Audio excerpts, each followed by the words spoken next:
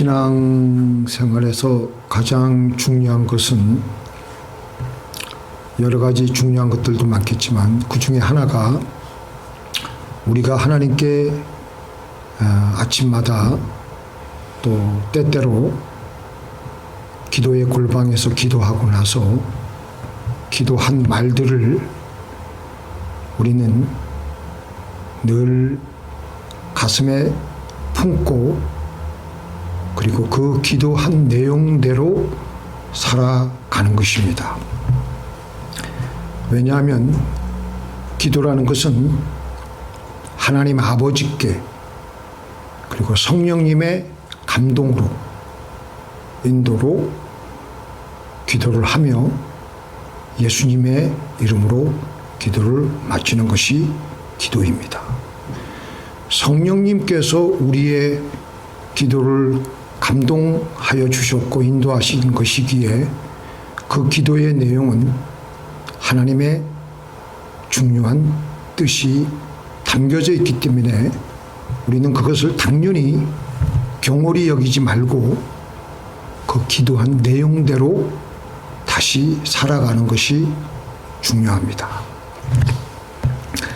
비록 우리의 하찮은 입을 통해서 나온 말일지라도 그 내용은 하나님의 음성과 뜻이 담겨져 있기 때문입니다. 오늘 본문에 나오는 엘리야는 하나님의 약속을 가지고 무릎 사이로 머리를 박고 여러분들의 무릎에 머리를 박는다는 것은 그 엄청난 조금 고통이 좀 따릅니다. 머리를 박고 그렇게 절박하게 하나님이 약속한 내용이지만 그렇게 절박하게 비가 오게 해달라고 하나님께 기도를 했습니다. 그리고 기도한 내용을 가지고 현실 속에 살펴보았습니다. 아무런 변화의 조짐이 없었습니다. 현실은 아무것도 바뀐 것이 없습니다. 그래도 산을 보고 밖에 비가 오나 안 오나 한번 나가보라고 해서 나가서 보게 시켰습니다. 산이 돌아왔습니다. 아무것도 없나이다. 조금 있다가 또 가라. 아무것도 없나이다. 또 가봐라. 없나이다. 한 5-6번째쯤 돼서는 산이 짜증이 났을 것입니다. 누구 지금 훈련시키나.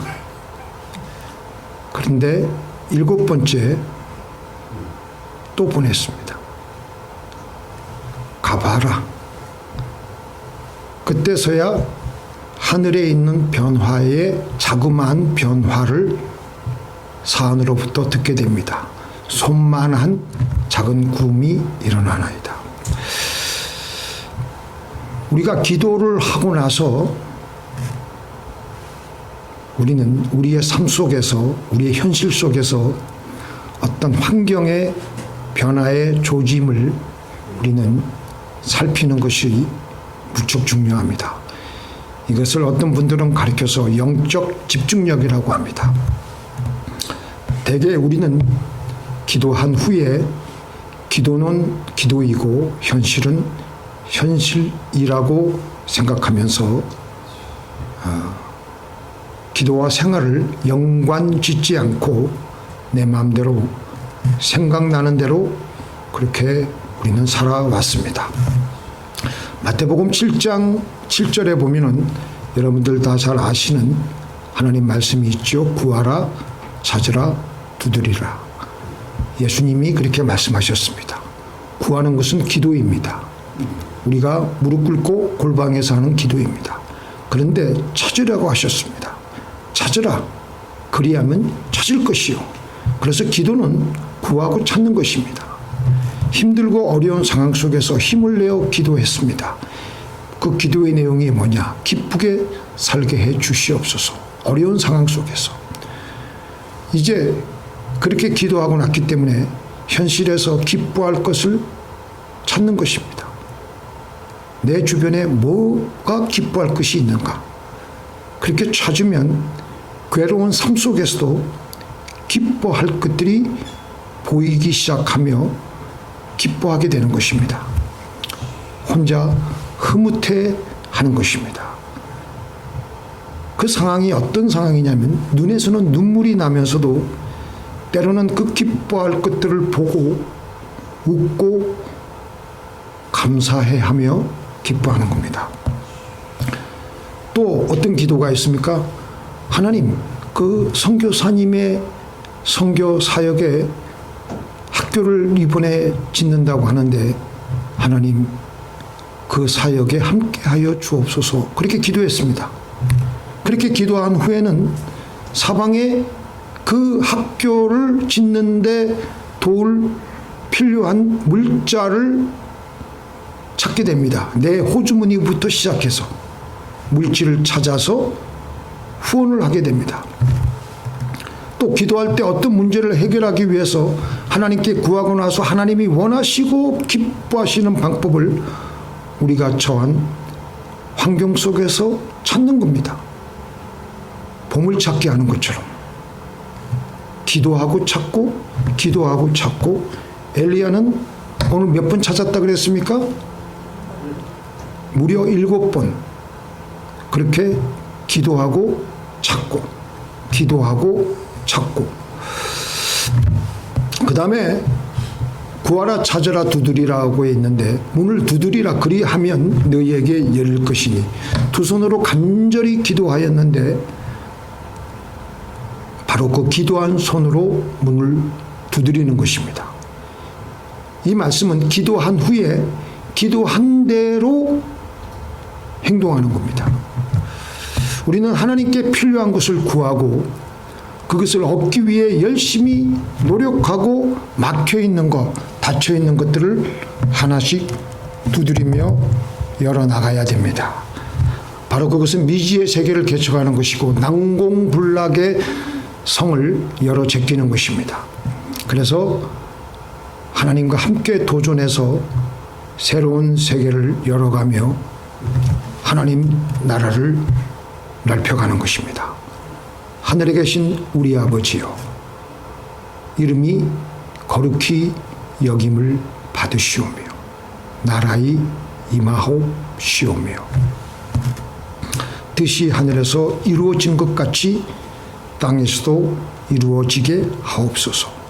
행함이 없는 믿음은 죽은 믿음이듯이 행함이 없는 기도도 죽은 기도입니다. 예수님께서는 마태복음 7장에서 행동하는 삶으로 기도하는 입술을 뒷받침해서 기도가 삶이 되고 삶이 기도가 되게 하라는 말씀을 우리에게 주셨습니다. 창세기에 보면 야곱이 형의 미움을 받아서 외삼촌 라반의 집으로 쫓겨갈 때에 광야 어느 한 구석에서 돌베개를 하고 잠을 청하였던 적이 있었습니다. 깊이 고나게 잠을 자고 있었는데 꿈에 하나님의 사자가 그 위에서 오르락 내리락 하고 있는데 불현듯 하나님께서 꿈에서 그에게 나타나서 내가 누워있는 땅을 내가 너와 내 자손에게 주겠다. 내가 너와 함께 있겠다. 야곱은 그 꿈을 꾸기 전까지는 하나님을 대충 알고 있었지만 그 꿈을 꾸고 나서 과연 하나님이 살아계시구나. 하나님을 그때 처음으로 뼛속 깊이 체험하게 됩니다.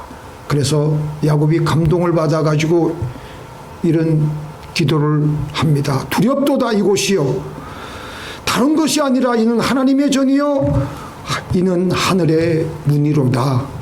내가 앞으로 세상 살아갈 때 하나님께서 나에게 주신 모든 물질의 10분의 1은 하나님께 내가 바칠 것이며 다시 이곳에 와서 하나님의 성전을 지을 것입니다. 하나님께 간절히 서원 기도했습니다.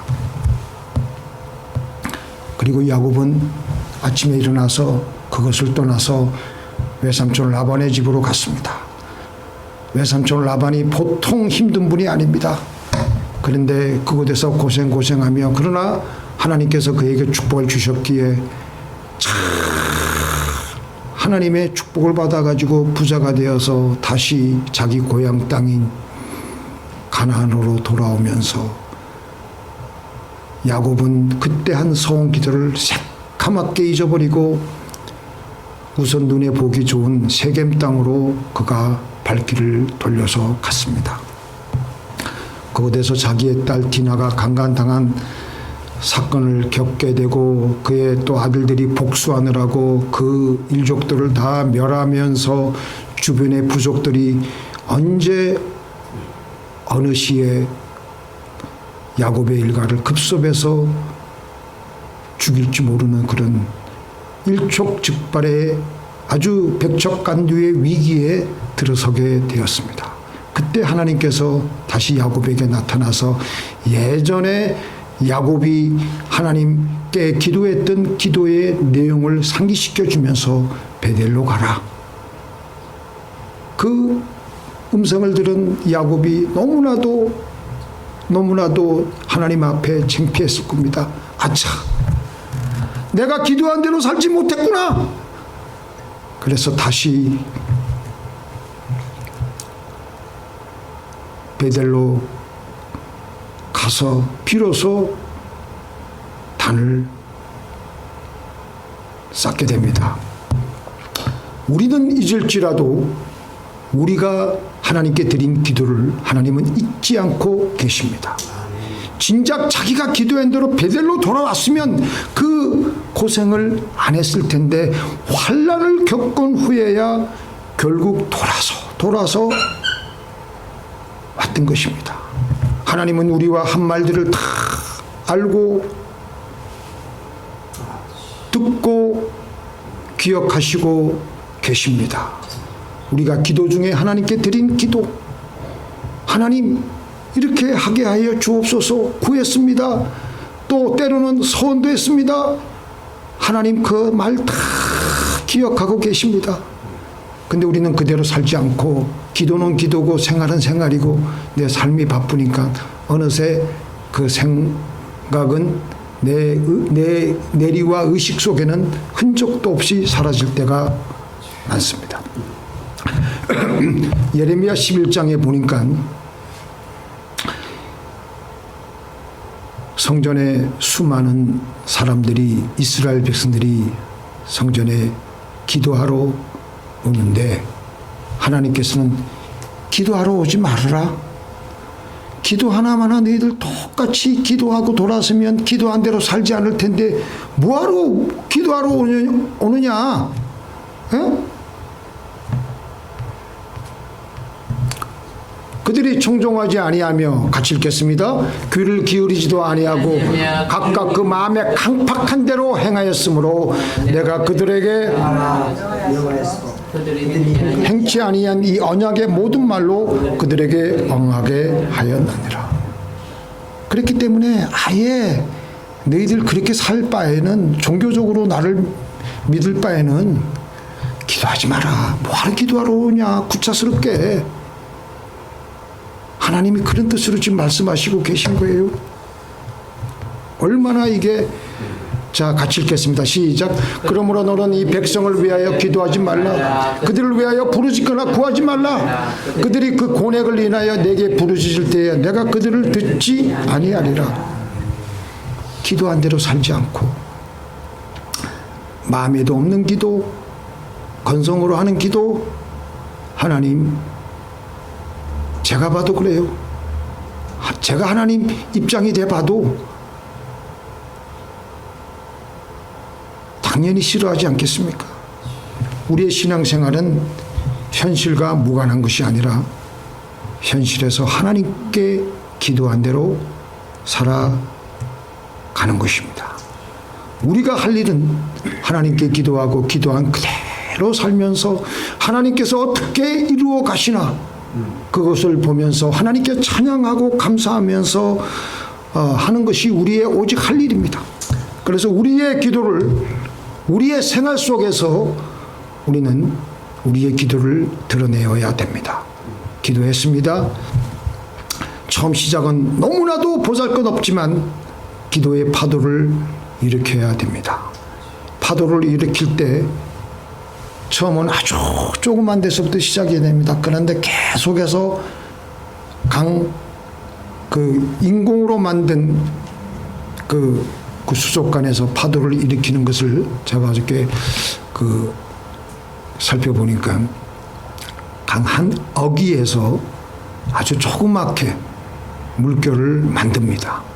그러면 이게 모든 게 액체이고 물이기 때문에 그대로 그 모든 수면에 파도가 일어나게 되는 것입니다. 오병이어의 기적이 바로 그겁니다. 남자만 5,000명, 부녀자까지 합치면 2만 명이 넘는 이들을 예수님께서 제자들에게 먹이라고 하셨습니다. 그러니까 제자들이 지금 무슨 예수님이 뚱땅지 같은 소리를 하고 있나 말씀을 하고 있나 했지만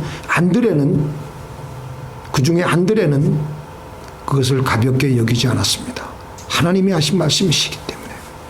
그래서 자기가 할 수 있는 최선의 방책을 주변에 찾아보았습니다. 어떤 어린아이가 가지고 온 그 도시락 중에 하나를 보니까 오병이어예요. 그것을 찾아서 이거 얼마 안 되지만 무슨 도움이 되겠습니까마는 하나님께 이거 드립니다. 예수님께 드렸습니다. 예수님이 감사하시면서 그 오병이어를 가지고 그 2만 명 되는 사람을 다 배불리 먹였습니다. 너무나도 조그맣게 보이는 것이지만 기도한 대로 하나님께 드렸더니 주님의 능력과 기적이 그렇게 일어났던 것입니다. 우리는 기도하고 나서 생활 속에서 기도한 내용을 아무것도 안 보이기에 바로 그게 죽은 믿음이기에 하나님의 능력과 하나님의 기적이 우리의 삶 속에서 일어나지 않는 겁니다. 베드로가 무리를 걸어가려고 할 때 주님께 말만 하지 않았습니다. 베드로는 그 첫걸음을 내딛기 시작하였습니다. 바로 그 내디딘 발걸음, 그 발걸음에 하나님의 능력이 흘러 들어와서 물 위를 걷는 거예요. 걷지 않았으면 결코 그는 물 위를 걸을 수가 없었을 것입니다. 그래서 기도를 현실에서 드러내는 것은 하나님과 같이 모험을 하는 것입니다. 제가 이번 주간에 이렇게 제가 요즘은 참 정보의 홍수 시대인데 우리가 어느 한쪽으로 이렇게 집중을 하면은 좋은 정보들이 많습니다. 그 중에 그 신앙적인 책과는 조금 무관한 책인데 역행자라는 책이 있어요. 역행자. 그러니까 순리가 아니고 역행하는 거예요. 역행하는 거. 우리가 기도를 현실에서 드러내는 것은 하나님과 같이 모험을 하는 것인데 그동안 내가 살아오던 삶의 순리대로 살아오는 것이 아니라 역행하면서 살아가는 거예요.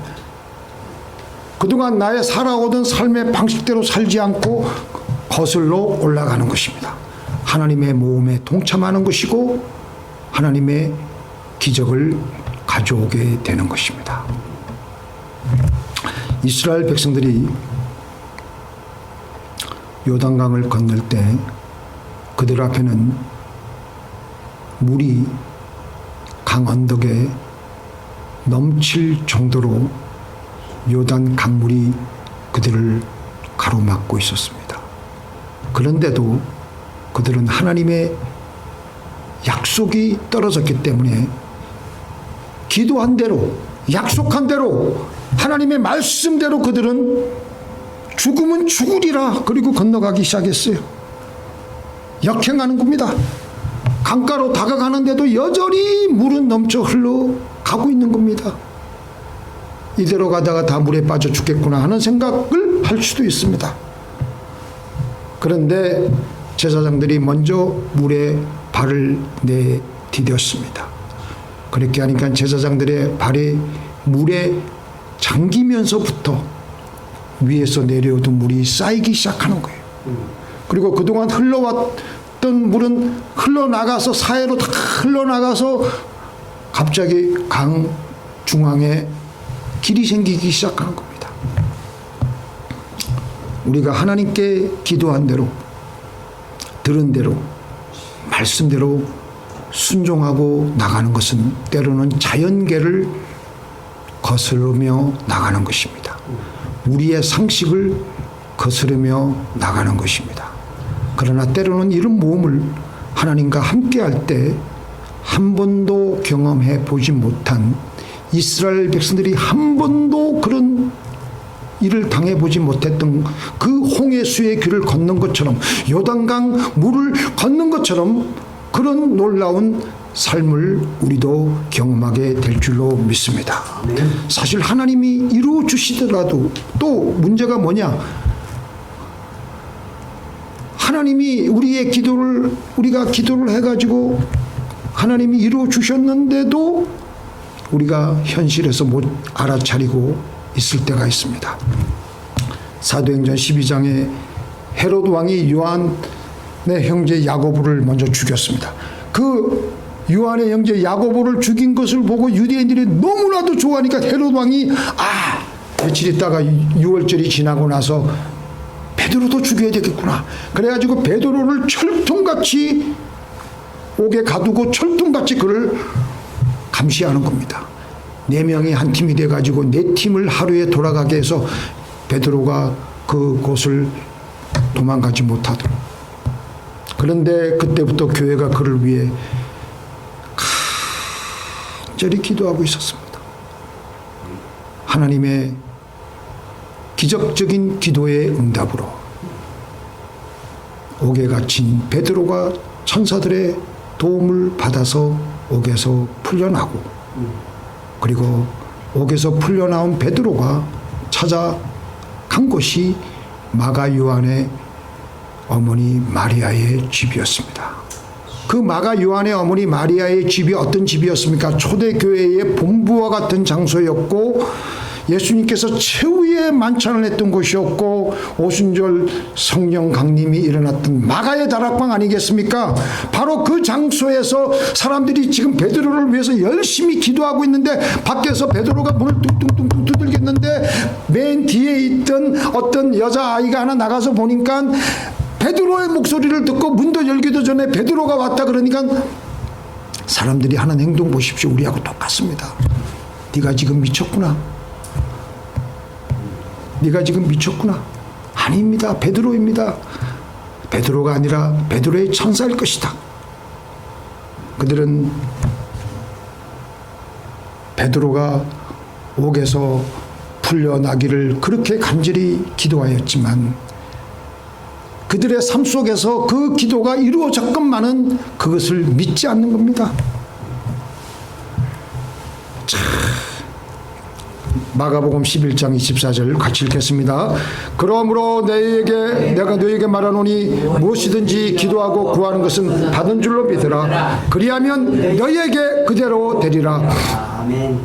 우리 이렇게 기도를 해놓고도 안 믿어요. 고래 심줄 같은 내 고집과 상식이 있기 때문에 내 상식을 거슬러서 하나님과 모험을 우리는 안 합니다. 하나님은 분명히 살아계셔서 역사하십니다. 아멘. 기도한 대로 살아가십시다. 기도한 대로 살아갈 때 하나님과 우리 사이가 가까워지게 되며 우리는 하나님의 기적을 체험하게 되는 복된 영생의 삶을 살게 됩니다. 오늘 본문 말씀 보니까 엘리야가 마침내 환경 속에서 손바닥만한 구름이 온 것을 보고 바로 그는 이제부터 하나님이 역사하시겠구나 생각하고 아합 왕에게 가서 비가 막히지 않도록 올라가라고 산에게 명령을 합니다. 그리고 조금 있으니까 3년 반 동안 내리지 않던 비가 철철이 그냥 마침내 시원하게 내리는 것입니다. 자, 우리가 여기서 그냥 오늘 우리가 이 본문 말씀을 한번 보십시오. 지금 45절에 조금 후에 큰 구름과 바람이 일어나서 하늘이 캄캄하여짐에 큰 비가 내리는지라 아합이 마차를 타고 이스라엘로 가니 여호와의 능력이 엘리야에게 임함에 저가 허리를 동이고 이스라엘로 들어가는 곳까지 아합 앞에서 달려갔더라. 이거 그냥 우리가 읽기에는 너무나도 이게 기가 막힌 하나님의 말씀이에요. 지금 엘리야의 마음속에 벅찬 감격과 용솟음할 그 안에서 솟구치는 그 감격과 기쁨이 말을 할 수가 없는 거예요. 현실대로 기도가 이루어지니까 가만히 있을 수 없는 겁니다. 장대비를 맞으며 뛰어가고 있습니다. 갈멜산에서 이스라엘까지 거리가 얼마 정도 되냐면요, 30마일. 그러니까 키로수로 따지면 44.4km. 그러니까 우리 마라톤 길이가 42.195km인데 거의 비슷한 그런 거리라고 봅니다. 현재 마라톤 기록이 세계 기록이 2시간 6분이라고 합니다. 그러니까 지금 엘리야가 어느 정도로 빨리 뛰었냐면요, 아방의 마차보다 더 빨리 뛰었으니까 아마 그 정도까지는 뛰지 않았을까. 지금의 세계 기록으로 그렇게 빨리 뛰었던 것입니다. 왜 그렇게 엘리야는 가슴에 벅찬 상태로 그렇게 빗속을 개의치 않고 빗속을 뛰면서 너무나도 감격해서 마차를 타고 오는 그 왕래 앞서서 그냥 미친 듯이 뛰어가고 있는 겁니다. 30마일을 44.4km를 엘리야가 어떻게 기도했습니까? 무릎 사이로 머리를 박고 간절히 기도를 해가지고 그 일이 이루어지니까 너무나도 지금 황홀한 거예요. 아합왕은 마차를 타고 육신은 편하게 가고 있을는지는 모르겠지만 아무런 감동 없이 가고 있는 그런 아주 무의미한 그런 삶이었지만은 엘리야는 지금 터짓듯한 기쁨을 가지고 달리기 시작하는 겁니다. 이스라엘아 보라, 비를 주신 하나님을 보라, 여호와만이 참 하나님이시요 그분만이 우리를 사랑하신다. 그분 기도 응답을 받으니까 너무 좋은 거예요. 할렐루야 찬송하며 하나님이 너무 좋아서 그렇게 힘차게 달리는 겁니다. 우리 같이 읽겠습니다. 지금까지는 너희가 내 이름으로 아무것도 구하지 아니하였으나 구하라 그리하면 받으리니 너희 기쁨이 충만하리라. 그래서 엘리야와 같이 기도 응답을 다 여러분들 예전에 다 받아본 적들이 있을 거예요. 저를 포함해서. 그런 기도 응답을 받아본 사람들은요, 또 어떤 어려움이 있더라도 그 문제가 우리에게 터졌을 때 또 기도 응답을 받아내려고 몸부림을 치며 기도하게 되는 것입니다. 죽을 것 같은 고통을 겪고 그 상고를 겪은 산모가 그 고통을 다 잊고 또 아이를 가지려고 온몸에 힘과 진액을 또 쏟아내는 것처럼 그렇게 예전에 기도 응답을 받은 사람들은 또 기도하게 되는 것입니다. 기도 응답을 받고 또 기쁨에 넘치고 하나님을 체험하게 되므로 하나님을 더 깊이 알아가며 영생의 삶을 살아가시는 저와 여러분이 되시기를 예수님의 이름으로 축원드립니다. 아멘.